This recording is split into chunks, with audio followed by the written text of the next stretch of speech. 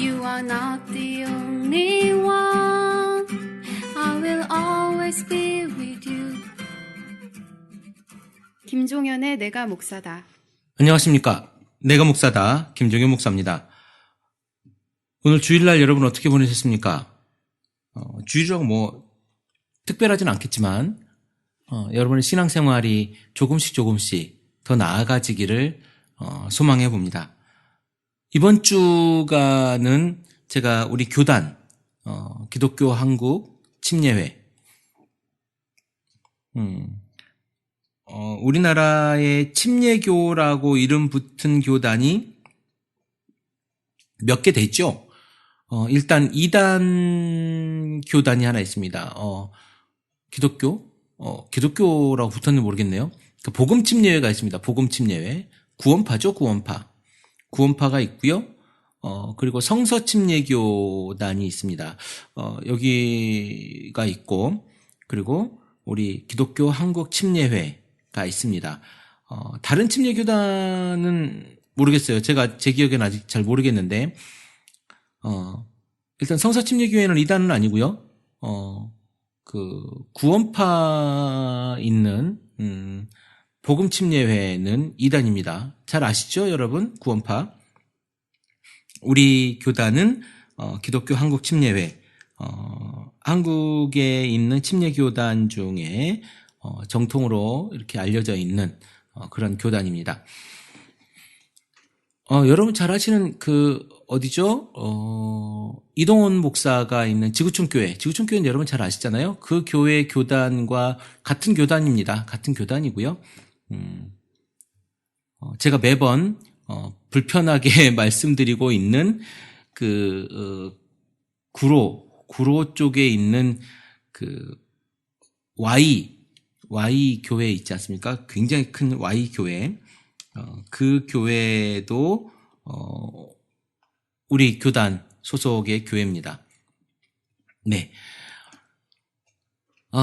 우리 교단이 이제 매년 9월 달에 총회를 해요. 전국 총회를 하는데요. 20일, 한 셋째 주 정도에 총회를 합니다. 이번에는 강릉에서 한다고 해요. 예전에, 몇 년 전에는 순천에서 했었습니다. 순천에서. 대전에서 하기도 하고, 서울에서 하기도 하고, 광주에서도 한번 했었죠. 광주에서도 한번 하기도 하고, 이렇게 이제 지역별로 돌아가면서 하는데, 이번에는 강릉에서 한다고 해요. 그래서 전국의 침례교단에 속해 있는 우리 목사님들이, 강릉으로 모입니다. 강릉에, 아마 실내체육관? 강릉 실내체육관이라고 제가 알고 있어요. 저는, 정동진의 선크루즈 호텔에, 숙소를 예약을 해서 거기에서, 왕복하면서 회의에 참여할 계획이고요. 21일부터 24일까지 3박 4일 동안 그렇게 있고 바로 그 다음 날부터는 이제 추석 연휴가 되겠죠. 그렇게 있을 예정입니다. 혹시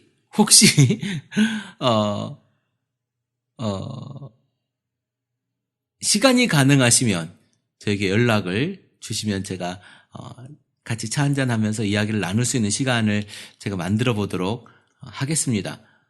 회의도 참석을 하겠지만 밖에서 또 같이 이야기 나눌 수 있는 분들이 계시다면 충분히 제가 그렇게 할 것이고요. 다시 한번 제가 제 이메일을 알려드릴게요. JONGYICUP 종이컵입니다. @ gmail.com입니다. gmail.com 여기로 연락을 주시면 제가 바로바로 떠요. 적어도 30분에서 1시간 안에는 제가 메일을 볼 수 있습니다. 볼 수 있으니까 오후에 시간이 되면 오전에 주셔도 제가 메일을 확인을 할 겁니다. 그래서 제가 전화번호 남겨주시면 제가 연락해서 아니면 또 답장을 해서 이렇게 만날 수도 있지 않을까요? 강원도에서 들으실 분이 없으시려나? 네. 어쨌든 여러분들과 제가 교제하고 싶은 마음이 굉장히 커요. 교제하고 싶은 마음이 굉장히 크고요. 우리가 함께 걸어갈 어떻게 표현해야 될까요? 동지의식 아니면 함께 같이 갈 우리라고 하는 그런 의식 이런 것들을 확인하고 싶은 제 바람인 거죠. 여러분과 함께 갔으면 좋겠습니다. 네, 오늘 제가 늘 고민하는 부분 중에 하나가 이런 부분이에요. 과연 넌 이렇게 이야기하는데 너는 어떠냐? 네가 그렇게 입으로 담아내는 그런 말들이 있는데 사람들이 다 좋아하는 그 귀에 좋아하는 말들이 있을 수 있어. 그런데 너는 어떤데? 너는 과연 그걸 다 지키니? 너는 그걸 다 하니? 사실 저는 이 말에서 솔직히는 자유롭지 못할 수도 있을 것 같아요. 저는 자제하고 절제하고 그러면 안 된다라고 자꾸 저를 치지만 제가 욕심이 있지 않겠습니까? 사람이라는 욕심이 다 있는데 저 또한 그런 욕심들이 부지불식간에 나올 수도 있는 거죠. 그래서 제가 참 조심스럽다라고 하는 생각을 해봤고요. 오늘 우리 교회 더 채플 커뮤니티 서울 모임에 주일 우리 12시 반에 예배를 드리는데요. 12시 반 주일 모임에 오늘 한 명 나왔어요. 한 명.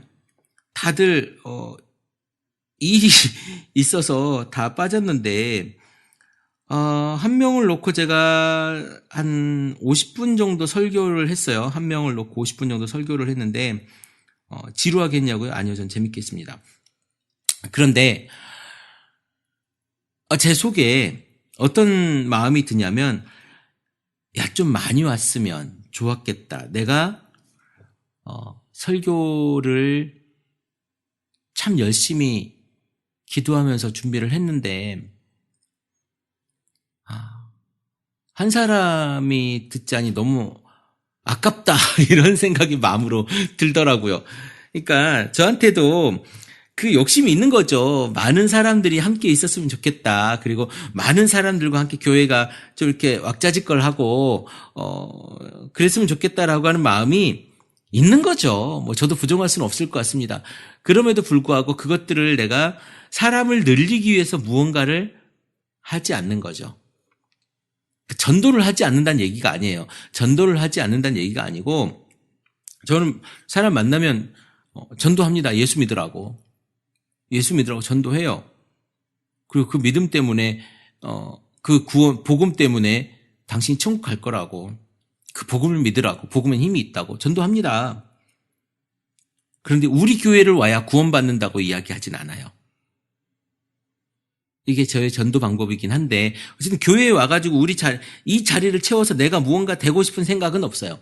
그러니까 그런 것들에 대한 절제 부분이 어찌 보면 사람들이 보면 실속 없어 보일 수도 있죠. 저희 작은 어머님이 천주교회를 한 수십 년을 다니셨는데 캐톨릭 신자인데 저희 작은 어머님 매번 저를 만나면 어떻게 교회는 좀 잘 되냐 이렇게 물어보세요. 어떻게 교회는 좀 잘 되냐. 예전에 제가 한번 이 말씀을 한 적이 있는데 그분들이 보는 것처럼 교회가 영업이 좀 잘 됐으면 좋겠다 이렇게 생각하는 분들이 계시는데 그것에 비춰보자면 그런 기준으로 보자면 저는 좀 실속 없는 이런 목회를 하는 것 같아요. 실속 없는 목회.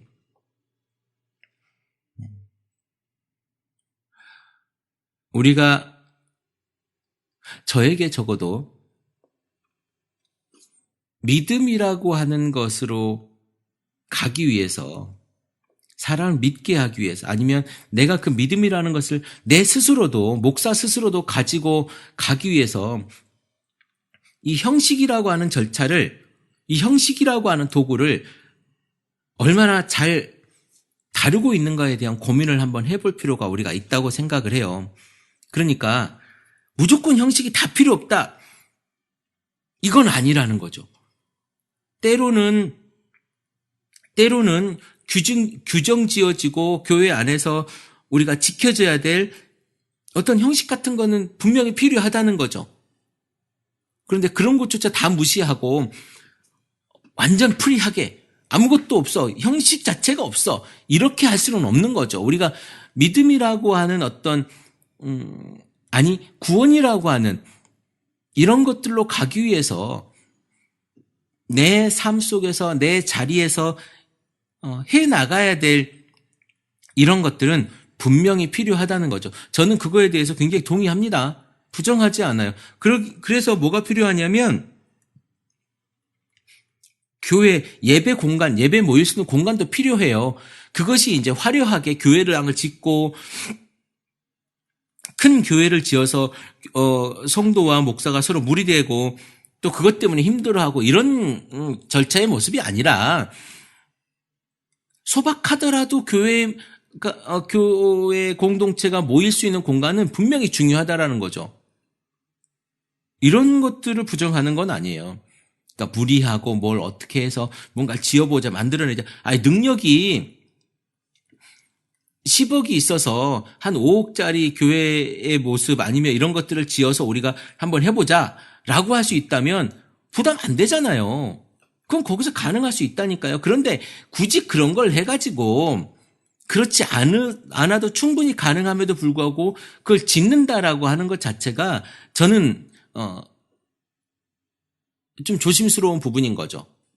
어쨌든 형식이라고 하는 부분들 여러분들 너무 무시하면 안 된다. 형식도 굉장히 중요하다. 그 형식이 믿음으로 가기 위한 중요한 절차는 아니에요. 그러나 그것들이 없으면 우리 신앙의 어떤 그 모습이 흐트러질 수 있다라고 저는 생각합니다. 그러니까 절대적이진 않지만 형식은 굉장히 중요한 부분이다.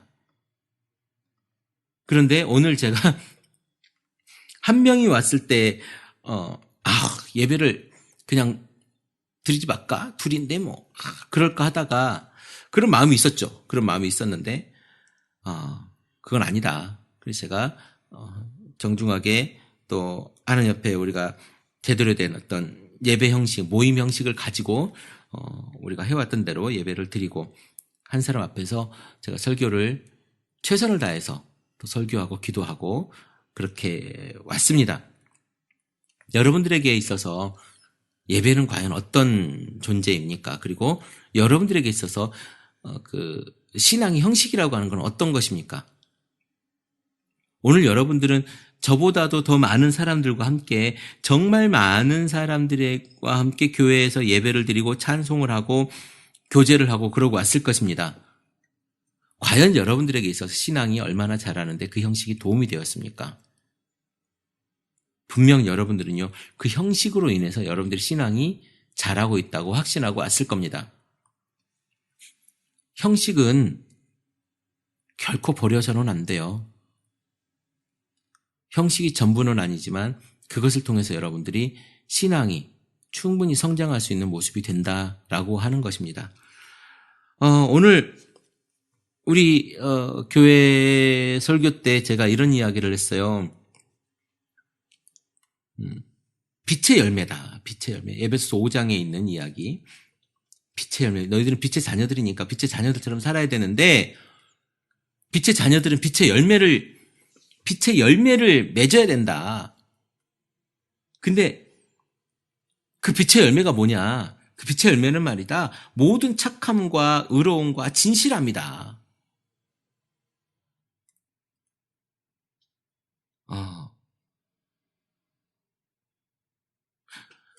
어둠은 열매가 없다. 이런 이야기를 오늘 제가 했거든요. 빛의 열매는 착함과 의로움과 진실함. 의로움에 대해서 우리가 이야기하지 못한다면, 내가 말하지 못하고 내가 그 의로움을 행하지 못한다면 내가 착함 속에 다른 사람에게 피해 주지 않고 내가 다른 사람들을 사랑하고 다른 사람에게 내가 건강하게 무언가 건강한 영향을 끼치지 못한다면 내 속에 내 삶 속에 예수 그리스도로 인한 진실함이 그 가운데 펼쳐지지 못한다면 내가 어찌 빛의 자녀로서 열매를 맺을 수 있겠는가예요. 빛의 열매는 착함과 의로움과 진실함이래요. 여러분에게 있어서 정말 빛의 자녀라면, 그리스도의 자녀라면, 하나님의 자녀라면 말이에요. 빛의 열매, 모든 착함과 의로움과 진실함에 대해서 여러분들이 열매를 맺어내야 한다는 겁니다. 열매 없는 자처럼, 열매 없는 무화과 나무처럼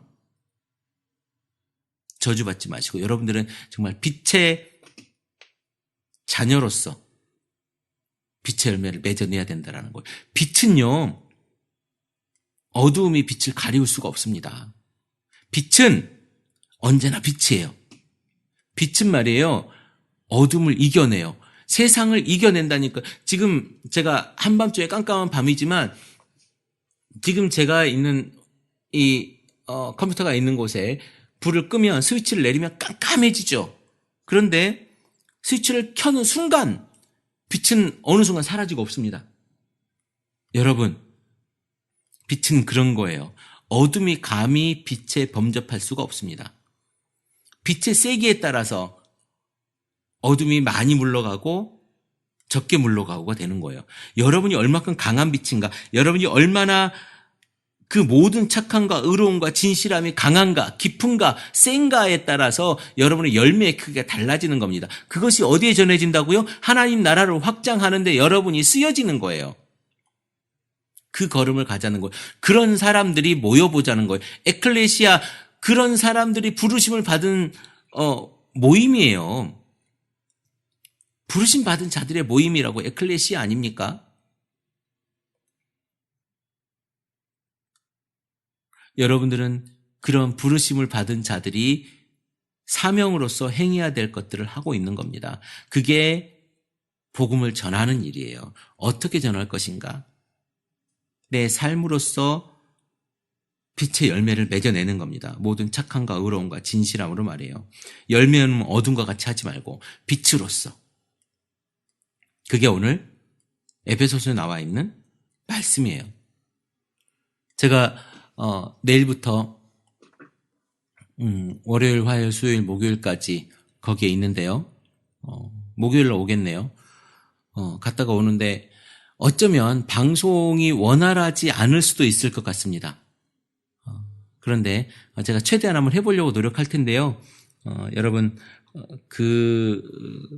저를 위해서 기도해 주시고 오며 가며 또 안전사고 나지 않도록 기도해 주시면 고맙겠고요. 우리 인도네시아에 계시는 분, 네, 댓글 감사하고, 저희 격려해 주시는 분도 감사합니다.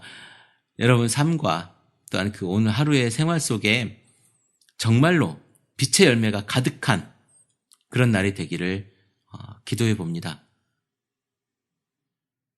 크리스찬 TV, 내가 목사다, 김종현 목사입니다. 크리스찬 TV